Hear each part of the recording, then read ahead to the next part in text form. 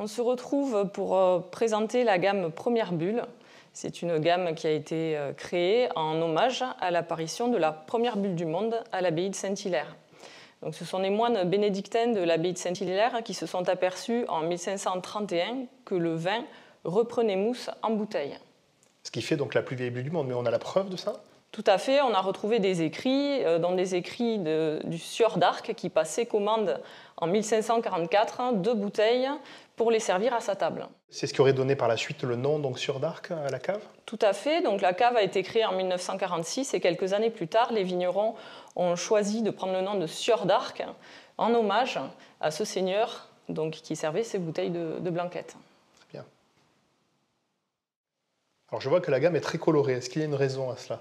Oui, la volonté, lorsque nous avons créé cette gamme, était de mettre en avant le côté festif de la région, d'avoir quelque chose qui soit très coloré, qui reprenne les couleurs de carnaval. Il faut savoir que sur Limoux, nous avons le carnaval le plus long du monde, qui existe depuis 1604, et pour lequel donc, les costumes sont comme ça, avec des couleurs très voyantes et très chamarrées.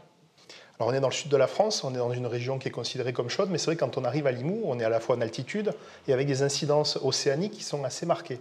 Oui. Est-ce que ça joue justement sur le profil des produits? Alors oui, c'est ce qui nous permet vraiment d'élaborer des effervescents avec une grande fraîcheur.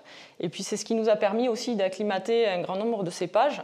Au-delà du cépage Mozac, qui est le cépage emblématique de Limoux, on a pu acclimater également le chenin et puis le chardonnay et le pinot noir dans les années 60, qui nous ont permis d'élargir la gamme, pas seulement avec la Limoux méthode ancestrale et la blanquette, mais aussi d'ouvrir à l'appellation crément de Limoux. Et ce sont tous des AOC? Ce sont tous des AOC. L'AOC la plus ancienne aujourd'hui, c'est la blanquette de Limoux, qui fait partie des premières AOC qui ont été créées en 1938. Moi, j'ai toujours une confusion, la différence entre un crément de Limoux et une blanquette de Limoux. C'est quoi essentiellement la différence fondamentale? Donc, la différence fondamentale va se retrouver au niveau des cépages. On est sur une méthode traditionnelle dans les deux cas. Dans le cas de la blanquette, avec une dominante de Mozac, et dans le cas du crément, avec une dominante de chardonnay, chenin et pinot noir. Et méthode traditionnelle, c'est un peu la méthode champenoise, c'est le même procédé, c'est-à-dire 2 fermentations, une en cuve et une en bouteille? Tout à fait, c'est exactement le même principe.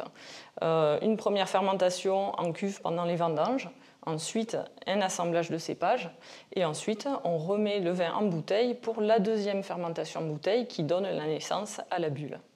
Très bien.